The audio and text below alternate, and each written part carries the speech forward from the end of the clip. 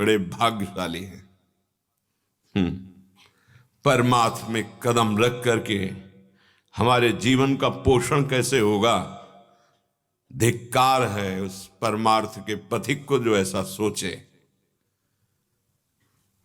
आचार्य, गुरु और इष्ट पर भरोसा नहीं, आगे चल के देख लेना किस गड्ढे में गिरे मिलोगे। गुरु कृपा, आचार्य कृपा, इष्ट कृपा, ये तुम्हारे किसी गुण या साधन से नहीं उठाया तुमको, अहेतु की कृपा से उठाकर परमार्थ में खड़ा कर दिया।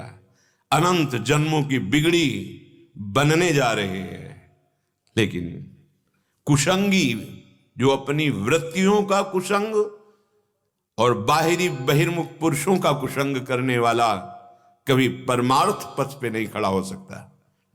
गुरु कृपा अगर खड़ा भी कर दे तो वो फिसल कर फिर वहीं चला जाएगा। क्यों? क्योंकि वो अपनी वृत्तियों का कुसंग कर रहा है, अपने विचारों का कुसंग कर रहा है, बहिर्मुख पुरुषों का संग कर रहा है, बहिर सुखों को सुख मान रहा है, बहिर संबंधों को सत्य मान रहा है, जो एक क्षण में किसी भी मिनट में सब बिछुड़ने वाले हैं। जो सच्चिदानंद कभी नहीं बिछोड़ने वाला, उससे अपनापन नहीं कर पाए। धिक्कार है। श्रीपाद कह रहे हैं भाग्यवताम वरिष्ठैर, वो महाभाग्यशाली श्रेष्ठ भाग्यशाली है जिसने लक्ष्य कर लिया। अब इस जन्म में कदम पीछे नहीं, चाहे जितना कष्ट मिले या प्रलोभन, प्रभु को विस्मरण नहीं करना। प्रभु ने जो मुझे मार्ग दिया इसे नहीं छोड़ना, चाहे सब रूठ जाए या सब प्रसन्न हो जाए, मुझे इससे कोई भी फर्क नहीं पड़ता। मुझे अपने आराध्य देव की प्राप्ति करनी है।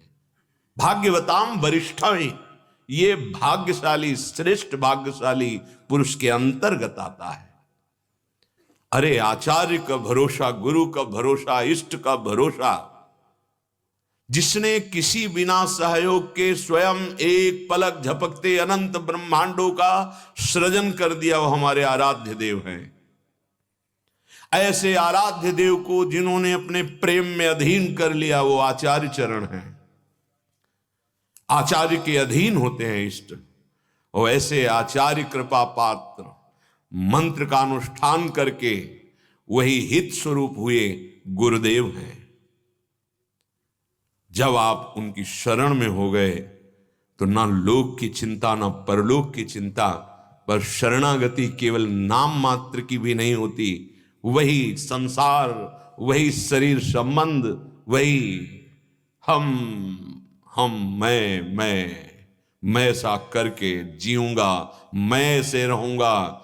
अब मैं मन के अनुसार चलूंगा, अब देखना तुम्हें माया रौंद देगी।